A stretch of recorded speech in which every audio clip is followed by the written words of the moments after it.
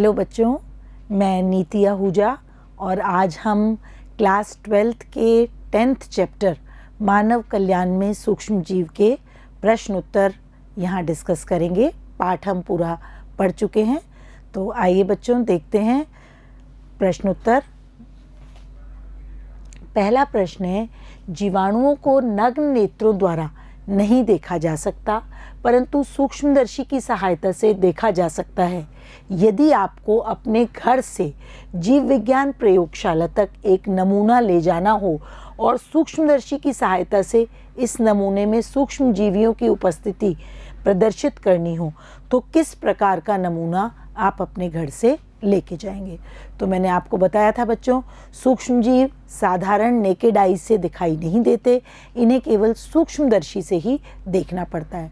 तो जो घर में कॉमनली जो सूक्ष्म जीव आप लेकर जा सकते हैं वो है, हम प्रतिदिन सूक्ष्म जीवी और उनके व्युत्पन्न उत्पादों का प्रयोग करते हैं। इसका सबसे सामान्य उदाहरण दूध से दही का उत्पादन है।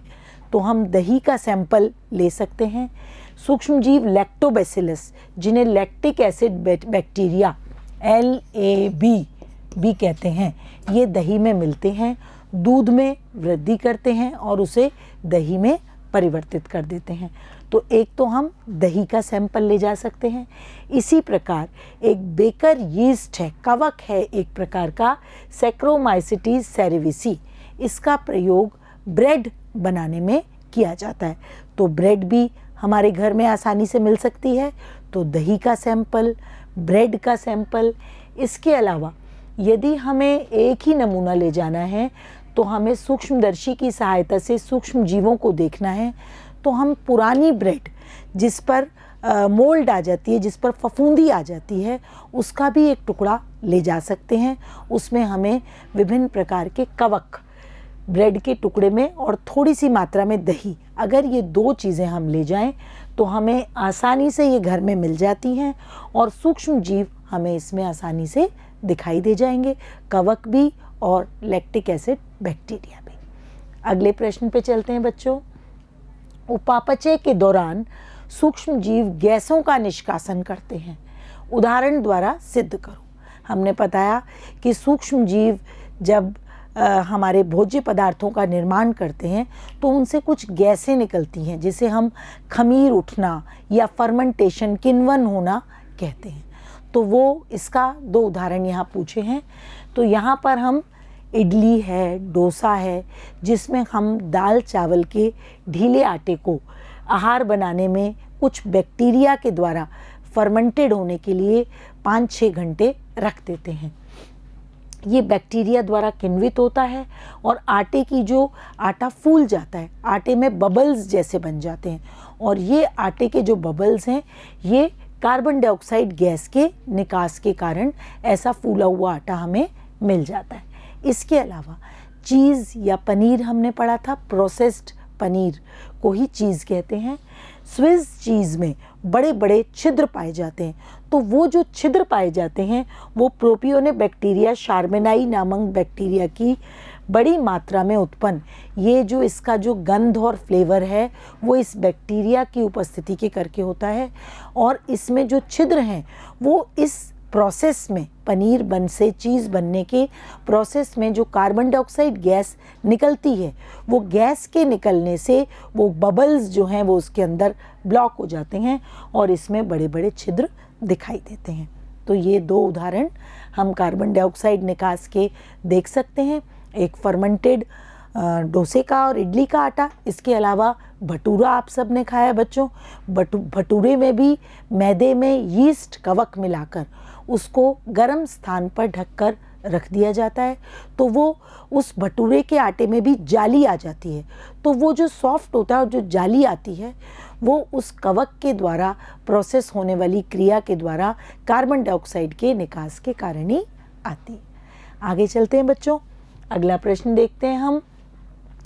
किस भोजन में लैक्टिक एसिड बैक्टीरिया मिलते हैं? अभी हमने LAB, लैक्टिक एसिड बैक्टीरिया किस में मिलते हैं, इसके लाभप्रद उपयोग जो हमारे लिए फ़ायदेमंद है। तो लैक्टिक एसिड बैक्टीरिया किस में मिलते हैं? दूध में। दूध में ये वृद्धि करते हैं और दूध को किस में बदल देते हैं बच्चों? दही में, जो कि दूध से ज़्यादा स्वादिष्ट और रुचिकर होता है। उसका पोषक मान भी दूध से ज़्यादा बढ़ा हुआ होता है। वृद्धि के दौरान जब ये दही में बदलते हैं तो जो दुग्ध प्रोटीन को स्कंदित कर देते हैं या आंशिक रूप से पचा देते हैं, जिससे कि उसमें विटामिन B1-2 की मात्रा दही में बढ़ जाती है। इस दूध में विटामिन B1-2 की मात्रा कम होती है और दही में अपेक्षाकृत बढ़ जाती है, जिसके कारण दही को दूध से ज़्यादा पौष्टिक कहा जाता है। इसके अलावा हमारे पेट में जो सूक्ष्म जीव पाए जाते हैं जो कि अनेक रोग उत्पन्न करते हैं, उनको रोकने में, उन रोगों को रोकने में भी LAB एक लाभदायक भूमिका निभाते हैं। तो है ना दही हमारे लिए लाभदायक? एक तो स्वादिष्ट भी है, दूसरा उसमें पौष्टिक मान भी, विटामिन B1-2 की मात्रा भी दूध से कहीं ज़्यादा है। इसके अलावा जो हमारे आहार नाल में जो सूक्ष्म जीव मौजूद हैं उनको नष्ट करने में भी ये मदद करता है। तो सभी को दही का प्रयोग ज़रूर करना चाहिए, दूध से भी ज़्यादा फायदा करता है ना। आगे चलते हैं बच्चों। कुछ पारंपरिक भारतीय आहार जो गेहूँ, चावल, चना या इसके उत्पाद से बनते हैं, उनमें सूक्ष्म जीवों का प्रयोग शामिल हो, तो आपको ऐसी चीज़ों के नाम बताने हैं जो कि इनसे बनने वाली डिशेस, आप पाक कला में कितने पारंगत हैं ये इससे पता चल जाएगा। कौन कौन सी चीज़ें जो कि इन जौ, गेहूँ, चावल, चना या उसके व्युत्पन्न, जैसे चने के व्युत्पन्न से क्या मतलब है? चने का आटा, बेसन, है ना। और गेहूं और चावल, इसका आटा भी हो सकता है, इसका कोई और मुरमुरा भी हो सकता है। तो कई ऐसे उपयोग जिनमें, लेकिन वो कौन से होने चाहिए?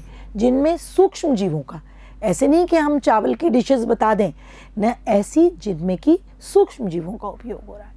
तो देखते हैं बच्चों, बहुत से पारंपरिक आहार जो कि गेहूं, चावल और चने से बनते हैं, उनके नाम इस प्रकार हैं।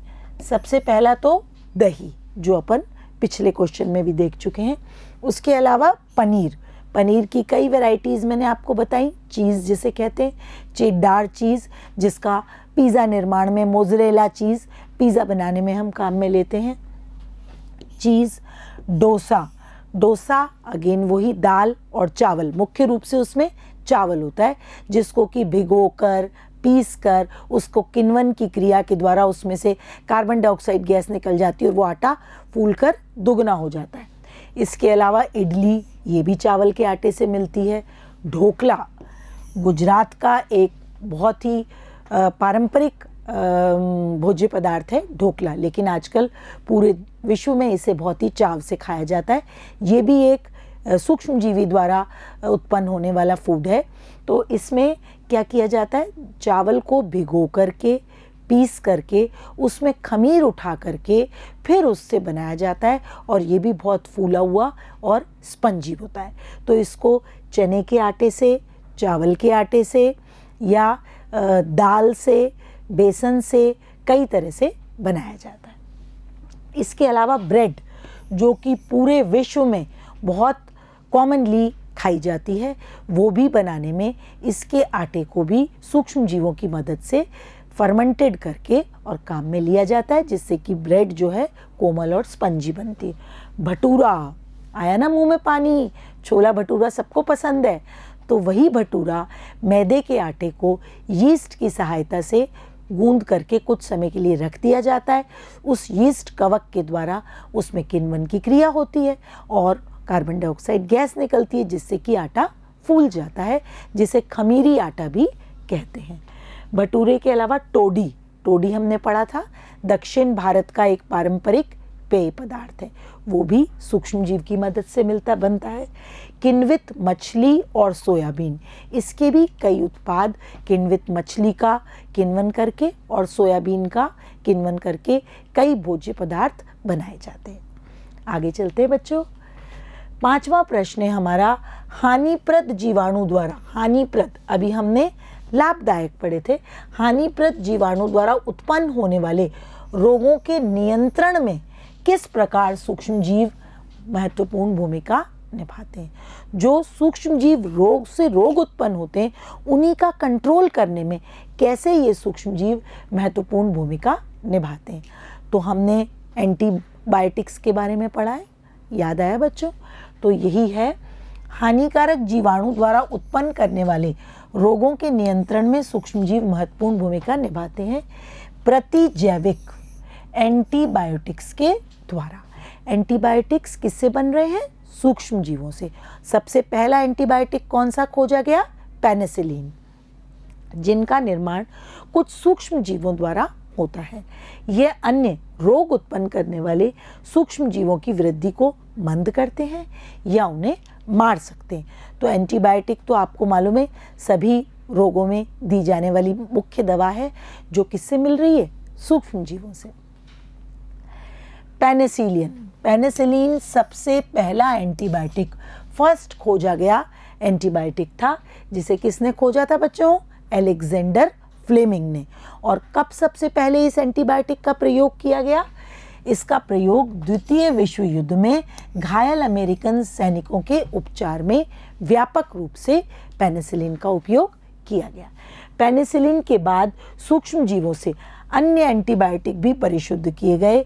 प्लेग, काली खांसी, डिफ्थीरिया, लेप्रोसी, ये कुछ ऐसे भयानक रोग हैं जिनसे लाखों लोग शिकार होते थे और मर जाते थे।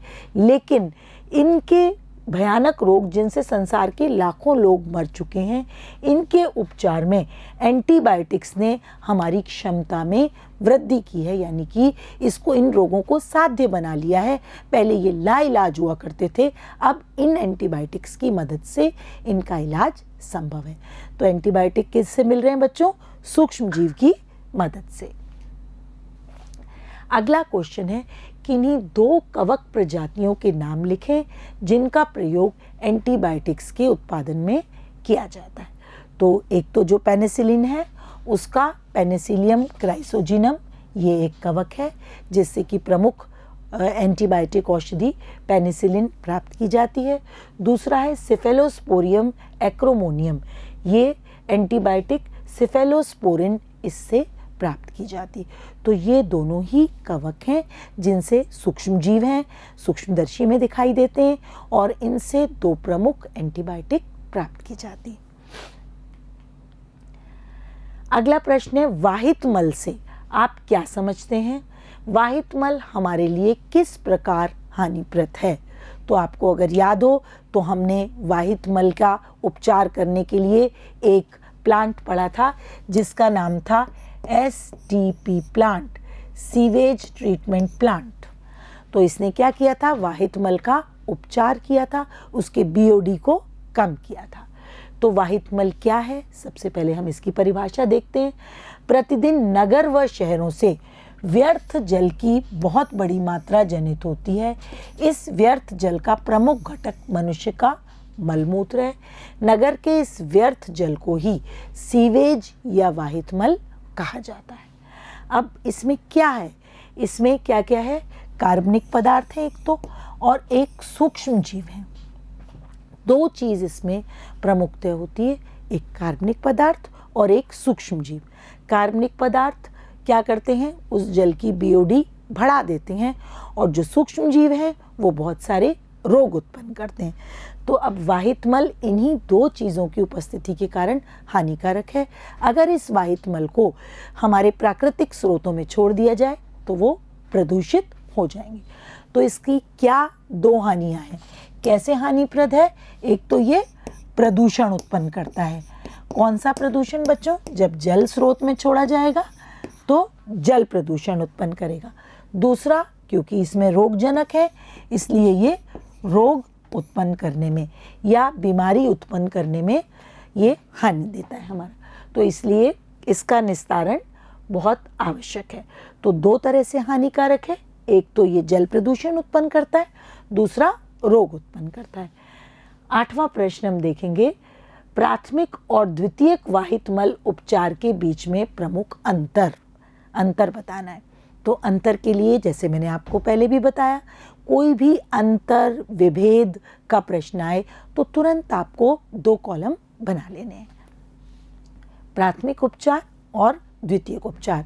अपन ने पढ़ा था वाहित मल उपचार के लिए बड़े बड़े टैंक्स, 4 टैंक काम में लिए जाते हैं, जिनमें पहले भौतिक उपचार किया जाता है, फिर जैविक उपचार या द्वितीयक उपचार किया जाता है। प्राथमिक उपचार का एक और नाम क्या है? भौतिक उपचार। इसमें भौतिक विधियों को काम में लाए जाते हैं, इसलिए इसे भौतिक उपचार कहते हैं। द्वितीयक उपचार का एक और नाम क्या हो सकता है? जैविक उपचार, क्योंकि इसमें सूक्ष्म जीव काम में लिए जाते हैं। तो सबसे पहला अंतर ये एक भौतिक या यांत्रिक प्रक्रिया है, जिसमें जो बड़ी बड़ी अशुद्धियाँ, ठोस अशुद्धियाँ जो होती हैं, उनको छानकर, निस्यंदन करके या अवसादन करके नीचे बैठा करके अलग किया जाता है। दोनों ही भौतिक प्रोसेस हैं बच्चों। तो इसमें रेत, मिट्टी, कंकड़ आदि को छानकर या निथार कर नीचे बैठ जाती हैं, तो ऊपर से निथार लेते हैं, इस तरीके से अलग करते हैं। जबकि ये क्या है? एक जैविक प्रक्रिया है। क्यों? क्योंकि इसमें कुछ जीवाणु, सूक्ष्म जीव भाग लेते हैं, जिसमें कार्बनिक पदार्थों का वायवीय और अवायवीय जीवाणुओं द्वारा अपघटन होता है। तो जीवाणु यहाँ काम में लिए जा रहे हैं, इसका मतलब ये एक जैविक विधि है। यहाँ पर भौतिक साधन, ये जो है निथारना और छानना, ये दोनों क्या है? भौतिक साधन है। ये दोनों जैविक जीवाणु हैं, इसलिए इनको इसमें काम में लेते हैं, इसलिए ये जैविक क्रिया। इस प्रक्रिया में BOD, जैव रासायनिक oxygen demand, biochemical oxygen demand पढ़ाया है मैंने आपको बच्चों। इस पर कोई प्रभाव नहीं पड़ता, पहली प्रक्रिया का इस पर कोई प्रभाव नहीं पड़ता। जबकि द्वितीयक उपचार में बहुत सारे कार्बनिक पदार्थों का अपघटन हो जाता है, इसलिए इसमें BOD की मात्रा कम हो जाती है। अगला प्रश्न देखते हैं बच्चों। सूक्ष्म जीवों का प्रयोग ऊर्जा के स्रोत के रूप में किया जा सकता है? यदि हाँ, तो किस प्रकार? अगर हाँ किया जा सकता है ना, किया जा सकता है। कैसे? तो किस प्रकार? तो यहाँ हम देखेंगे सूक्ष्म जीवों का ऊर्जा के स्रोत के रूप में।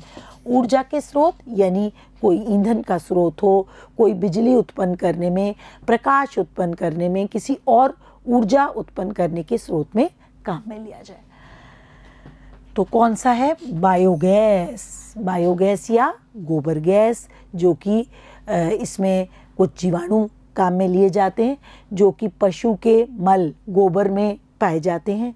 बायोगैस में गोबर को एक पात्र में डाला जाता है और वहाँ पर इसमें ये जो जीवाणु हैं ये वृद्धि करते हैं, गोबर गैस बनती है। इस गैसों का, बायोगैस गैसों का मिश्रण है। कौन कौन सी गैसें होती हैं बच्चों बायोगैस में? सबसे पहले मीथेन, फिर और कौन सी गैस होती है? कार्बन डाइऑक्साइड, और कम मात्रा में हाइड्रोजन सल्फाइड। तो इन तीनों गैसों का मिक्सचर है, थोड़ी मात्रा में हाइड्रोजन भी हो सकती है।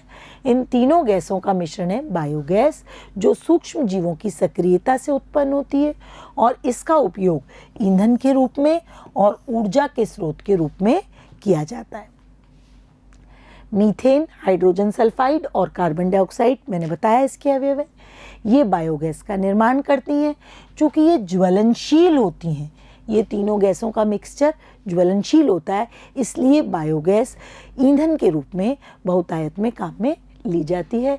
इसलिए ऊर्जा के स्रोत के रूप में भी गांव में चूल्हे में जलाई जाती है। इसके अलावा प्रकाश उत्पन्न करने में भी ये काम में ली जाती है। बायोगैस को ही सामान्य भाषा में गोबर गैस भी कहते हैं, क्योंकि ये गोबर से निर्मित होती है और 3 गैसों का मिश्रण है। अगला प्रश्न है बच्चों, सूक्ष्म जीवों का प्रयोग रसायन उर्वरकों, एक तो रसायन उर्वरकों और एक पीड़कनाशियों के प्रयोग को कम करने के लिए किया जा सकता है। मैंने आपको बताया था। यह किस प्रकार संपन्न होगा? व्याख्या कीजिए। मैंने बताया था कि ये जो रासायनिक उर्वरक हैं और पीड़कनाशी हैं, ये हमारे पर्यावरण को प्रदूषित कर रहे हैं और इनके द्वारा अनेक कैंसर जैसे गंभीर रोग उत्पन्न हो रहे हैं। तो इसलिए इनका प्रयोग, लेकिन इनके बिना काम भी नहीं है। उर्वरक के बिना फसल अच्छी नहीं होगी, पीड़कनाशी के बिना जो फसल को नुकसान पहुंचाने वाले, पीड़ा पहुंचाने वाले जो रोगाणु हैं या जो कीट हैं, इनको नष्ट करना भी बहुत आवश्यक है। तो इन दोनों का केमिकल रसायन के रूप में प्रयोग हानिकारक है, जिससे रोग उत्पन्न होते हैं, जिससे पर्यावरण प्रदूषित होता है।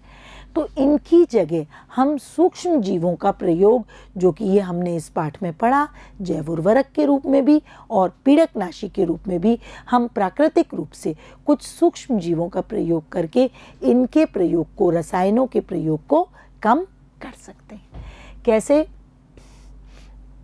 कैसे कम किया जा सकता है? सूक्ष्म जीवों के प्रयोग से। सूक्ष्म जीवों का उपयोग उर्वरकों और पीड़कनाशियों के रूप में करके रसायन उर्वरकों और पीड़कनाशियों के प्रयोग को कम कर सकते हैं। कैसे?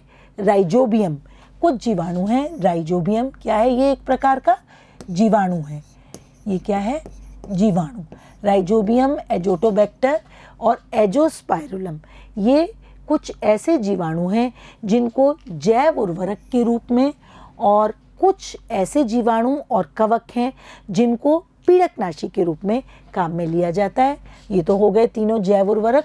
राइजोबियम आपने पढ़ा है, मटरकुलीय पौधों, लेग्यूमिनस पौधों की जड़ों में पाया जाता है, नाइट्रोजन स्थिरीकरण का काम करता है। एजोटोबैक्टर, ये भी इसी तरह का मुक्तजीवी जीवाणु है, मिट्टी में मिलता है और नाइट्रोजन स्थिरीकरण का काम करता है। कुछ फॉस्फेट के स्थिरीकरण करने वाले जीवाणु भी पाए जाते हैं। ऐसे ही एजोस्पाइरम, ये भी यही काम करता है। अब हम ये तो हो गए जैव उर्वरक, मिट्टी की उर्वरा शक्ति को नाइट्रोजन और फास्फोरस के यौगिक बनाकर बढ़ाते हैं। तो रासायनिक खाद के रूप में एक ऑर्गेनिक खाद का काम करते हैं। इसके अलावा पीड़कनाशी, बेसिलस थूरिजिएंसिस जीवाणु पहला, दूसरा एक कवक ट्राइकोडर्मा। ट्राइकोडर्मा एक कवक है, एवं बैक्यूलोवायरस, ये तीन, ये एक जीवाणु है, ये एक कवक है और ये एक वायरस है। तो तीनों ही सूक्ष्म जीव हैं। इनका प्रयोग करके हम क्या कर सकते हैं? पीड़कनाशियों को कम कर सकते हैं। जैसे बेसिलस थूरिजिएंसिस के लिए मैंने आपको एग्जाम्पल दिया था, क्राई प्रोटीन, बीटी कपास में, बीटी कपास, इसमें क्या होता है कि ये कई आर्थ्रोपोड्स के लार्वा को नष्ट कर देता है और रोग फैलाने से रोकता है। ऐसे ही अपन ने एक लेडी बर्ड और ड्रैगन फ्लाई और पढ़ी थी, जो कि प्राकृतिक परभक्षी हैं और कई कीटों को, मच्छरों और एफिड्स को नष्ट कर देती हैं। तो ये पीड़कनाशी की तरह सूक्ष्म जीवों का उपयोग हो गया। अगला प्रश्न देखते हैं बच्चों, जल के 3 नमूने। ये थोड़ा सा एक ट्रिकी प्रश्न है, थोड़ा सा आपको समझ, आपके अवबोध से रिलेटेड प्रश्न है। तो देखते हैं, जल के 3 नमूने लिए। पहला है, ए नमूना है नदी का जल, दूसरा है अनुपचारित वाहित मल, और तीसरा है वाहित मल उपचार संयंत्र से निकला द्वितीयक बहिर्स्राव। अब आपको इन पे लेबल लगाने हैं, कौन सा क्या है। इन 3 नमूनों पर अ, ब, स के या ABC के लेबल लगाने हैं। इस बारे में प्रयोगशाला कर्मचारी को पता नहीं है कि कौन सा जल कौन सा है। इन तीनों नमूनों की BOD हमें मालूम है, जो कितनी है? ए वाले की, जो अ वाला नमूना है, उसकी BOD कितनी है? 20 mg, 20 mg पर लीटर। और जो ब वाला नमूना है, इसकी है 8 mg, 8 mg पर लीटर। स वाला जो नमूना है, इसकी कितनी है? 400 mg पर लीटर। तो ये हमको पता चल गया। अब हमको ये बताना है कि इन नमूनों में कौन सा सबसे अधिक प्रदूषित नमूना है। इस तथ्य को सामने रखते हुए कि नदी का जल अपेक्षाकृत अधिक स्वच्छ है, तो क्या आप सही लेबल लगा सकते हैं? अगर आपको BOD पता है कि BOD क्या दर्शाती है, जितना ज़्यादा प्रदूषित जल होगा उतना BOD मान ज़्यादा होगा, जितना कम प्रदूषित जल होगा उतना BOD मान कम होगा। तो इन तीनों जलों में से नदी का, अनुपचारित वाहित मल और उपचारित, सबसे स्वच्छ जल कौन सा होगा बच्चों? नदी का जल। नदी का जल सबसे स्वच्छ होगा, इसलिए सबसे कम बीओडी वाला जो जल है वो हमने पहचान लिया कि नदी का ही जल हो सकता है। आगे देखते हैं बच्चों, बीओडी क्या है? 1 लीटर जल में उपस्थित कार्बनिक पदार्थ के अपघटन के लिए आवश्यक ऑक्सीजन की मात्रा उस जल की बायोकेमिकल ऑक्सीजन डिमांड कहलाती है। अधिक बीओडी का क्या अर्थ है? कि जल में अधिक कार्बनिक पदार्थ है, अर्थात जल सबसे ज़्यादा प्रदूषित है।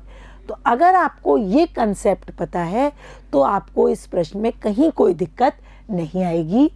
तो इसीलिए अब एक एक की मैं व्याख्या कर रही हूँ। सैंपल ए, या जिसे सैंपल अ भी कह सकते हैं, कि बीओडी 20 mg पर लीटर है।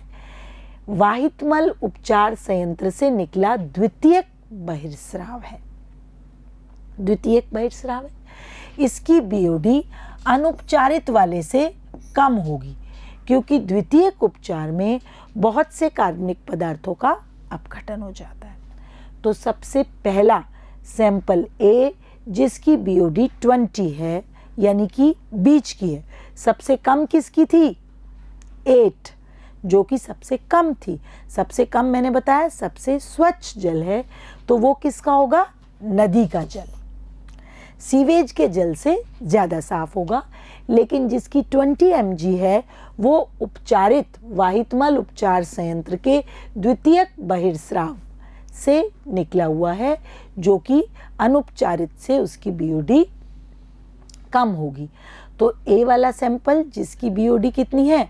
20, वो कौन सा है? उपचारित वाहितमल। दूसरा सैंपल बी, जिसकी बीओडी 8 mg पर लीटर है, वो नदी का जल होगा, क्योंकि मैंने बताया कि सबसे कम बीओडी जिसकी होगी वो नदी का जल होगा। तीसरा है सैंपल सी या स, इसमें बीओडी है 400 mg पर लीटर। तो ये कैसा होगा बच्चों? सबसे ज़्यादा बीओडी, सबसे ज़्यादा कार्बनिक पदार्थ, सबसे ज़्यादा प्रदूषित जल। तो ये अनुपचारित वाहितमल है, सबसे ज़्यादा प्रदूषित होगा, सर्वाधिक मात्रा में कार्बनिक पदार्थ होगा, बीओडी सबसे ज़्यादा। तो 400 जो है वो सबसे ज़्यादा बीओडी ये किसकी है? वाहितमल की। और सबसे कम बीओडी नदी के जल की, और बीच की उपचारित वाहितमल की। समझ में आया बच्चों? अगर आपको बीओडी ढंग से मालूम है तो आपको ये क्वेश्चन में कोई दिक्कत नहीं आएगी, और इस तरह के प्रश्न जो आपकी समझ से हैं ये पूछे जाते हैं। अगला प्रश्न है, उस सूक्ष्म जीवी का नाम बताओ जिससे साइक्लोस्पोरिन ए और स्टैटिन, ये कुछ ऐसे जैव रासायनिक पदार्थ हैं जो कि बहुत ही काम के हैं और ये बहुत उपचार में काम में लिए जाते हैं। तो ये दोनों, पहला है साइक्लोस्पोरिन ए, इसका प्रयोग अंग प्रतिरोपण में प्रतिरक्षा निरोधक के रूप में, इम्यूनोसप्रेसिव के रूप में काम में लिया जाता है। जिनके अंग बदले जाते हैं उन रोगियों को ली जाती है, काम में ली जाती है ये। और साइक्लोस्पोरिन ए ये एक कवक से प्राप्त की जाने वाली जैव रासायनिक पदार्थ है, जिसका प्रयोग प्रतिरक्षा संदमक के रूप में या प्रतिरक्षा निरोधक के रूप में अंग प्रत्यारोपण के समय किया जाता है। दूसरा है, और कौन से कवक से प्राप्त की जाती है? पॉलीस्पोरम नामक कवक से प्राप्त की जाती है, जो कि एक सूक्ष्म जीव है। अगला है स्टैटिन, ये भी एक कवक से प्राप्त की जाती है जिसका नाम है मोनस्कस परप्यूरस। यीस्ट है, ये एक प्रकार का कवक है। इसका व्यापारिक स्तर पर प्रयोग रक्त कोलेस्ट्रॉल को कम करने वाले कारक, तो जो बीपी पेशेंट्स हैं, जो हार्ट पेशेंट्स हैं उनको ये दी जाती है ताकि उनका जो कोलेस्ट्रॉल है, ब्लड का जो कोलेस्ट्रॉल लेवल है वो कंट्रोल में रहे।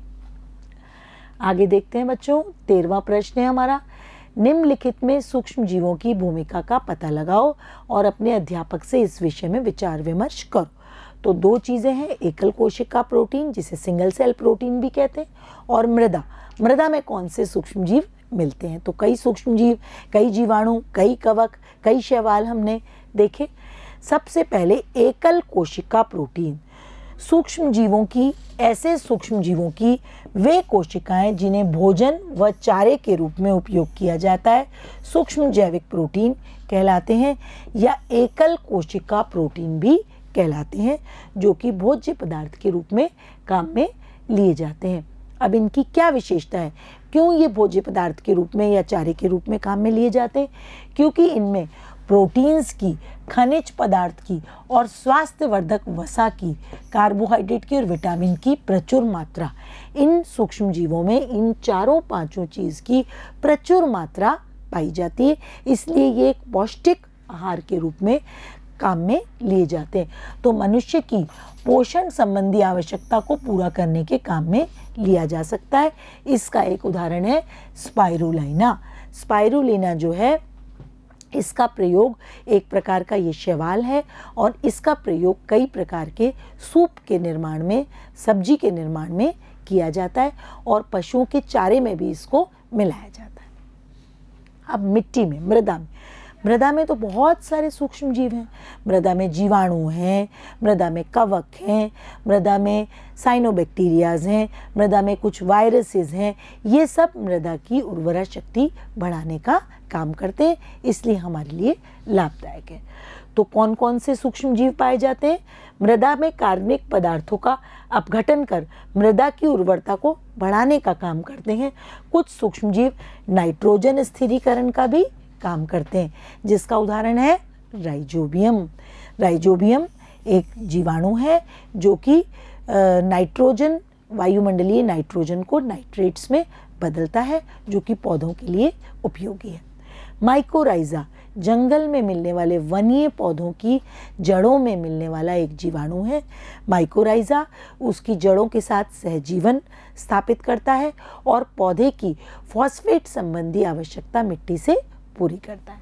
तो ये हो गए बच्चों मृदा में मिलने वाले लाभदायक सूक्ष्म जीव। अगला प्रश्न है, निम्नलिखित को घटते क्रम में मानव समाज कल्याण के प्रति उनके महत्व के अनुसार, किसका कितनी इंपॉर्टेंस है, इसके अनुसार संयोजित करें। महत्वपूर्ण पदार्थ को पहले रखते हुए कारणों सहित अपने उत्तर को लिखें। तो बायोगैस, सिट्रिक एसिड, पेनिसिलिन और दही। तो सबसे पहले बच्चों, कौन सी चीज़ सबसे ज़्यादा इम्पॉर्टेंट है? किसी भी रोग का इलाज मानव जीवन के लिए सबसे ज़्यादा इम्पॉर्टेंट है। तो फर्स्ट नंबर पर अपन रखेंगे पेनिसिलिन को। पहले नंबर पे हमने किसको रखा? पेनिसिलिन को, क्योंकि पेनिसिलिन एक एंटीबायोटिक है और जीवाणु रोगों के उपचार के लिए बहुत ही महत्वपूर्ण होती है। दूसरे नंबर पे बच्चों हम किसको रखेंगे? किसको रखना चाहिए बताइए? दूसरे नंबर पे किसको रखेंगे? बायोगैस को। ये एक कार्बनिक पदार्थ है जिससे कि प्रदूषण मुक्त ईंधन के स्रोत के रूप में काम में ली जाती है। दूसरे नंबर पे हमने रखा बायोगैस को। तीसरे नंबर पे हमने रखा दही को। यह विटामिन से भरपूर दूध का उत्पाद है और आसानी से पच जाता है। पोषण मान दूध से अधिक होता है और शरीर में कई सूक्ष्म जीवों को नष्ट करने में भी मदद करता है। लास्ट में हमने चौथे नंबर पे रखा सिट्रिक एसिड को। इसको हमने रखा सेकंड नंबर पे, दही को हमने रखा थर्ड नंबर पे और फोर्थ नंबर पे हमने रखा बच्चों सिट्रिक एसिड को, क्योंकि ये एक रासायनिक पदार्थ है। कई भोज्य पदार्थों के रूप में, प्रयोगशाला में अभिकर्मक के रूप में और कई हमारे भोज्य पदार्थ जैम, जेली, जूस वगैरह में संरक्षक या प्रिजर्वेटिव के रूप में काम में लिया जाता है। तो ये इसको हमने सबसे लास्ट में रखा। फर्स्ट नंबर पे पेनिसिलिन, सेकंड नंबर पे बायोगैस, थर्ड नंबर पे दही और फोर्थ नंबर पे सिट्रिक एसिड। समझ में आया बच्चों? अगला प्रश्न देखते हैं, जैव उर्वरक किस प्रकार मृदा की उर्वरा शक्ति को बढ़ाते? तो हमने पहले भी पढ़ा है बच्चों, जैव उर्वरक सूक्ष्म जीव होते हैं, जीवाणु भी हो सकते हैं, कवक भी हो सकते हैं, मृदा की उत्पादन शक्ति बढ़ाते हैं और फसल को अकार्बनिक पोषक उपलब्ध कराते। तो इसको हम 3 भागों में बांट के पढ़ेंगे। पहला है नाइट्रोजन स्थिरीकरण कारक, नाइट्रोजन को फिक्स करने वाले, नाइट्रोजन गैस को नाइट्रेट्स, नाइट्राइट्स, नाइट्रेट्स में बदल के, ताकि वो उसको पौधे काम में ले सकें। तो जीवों में सहजीवी सूक्ष्म जीव होते हैं जो कि मृदीय वायुमंडल में से स्वतंत्र नाइट्रोजन प्राप्त करते हैं और नाइट्रोजन के लवणों, जैसे मैंने आपको बताया, नाइट्रेट्स में बदल देते हैं। फॉस्फेट जीवाणु ये पौधों द्वारा फॉस्फेट अवशोषण का कार्य करते हैं। तीसरा है माइकोराइजा, मैंने बताया सहजीवन का उदाहरण है, बड़े वृक्षों की जड़ों और कवक का सहजीवन है माइकोराइजा। अधिकांश वनीय पौधों में होता है, उनकी जड़ों में मिलता है। यह कार्बनिक पदार्थ से पोषक पदार्थों के अवशोषण में भाग लेता है, बदले में उसको उस जड़ पर आश्रय प्राप्त होता है। 2 तरह के पढ़े हैं अपन ने, एक्टोमाइकोराइजा और एंडोमाइकोराइजा। जो जड़ों के ऊपर पाए जाते हैं वो एक्टोमाइकोराइजा, जो जड़ों के ऊतकों में चले जाते हैं वो एंडोमाइकोराइजा। तो इस तरीके से नाइट्रोजन स्थिरीकरण जीवाणु, फॉस्फेट जीवाणु और माइकोराइजा, ये जो तीनों हैं ये हमारी मृदा की उर्वरा शक्ति को बढ़ाते हैं। तो ये अपन ने बच्चों इस पाठ के प्रश्नोत्तर डिस्कस किए, समझ में आए होंगे।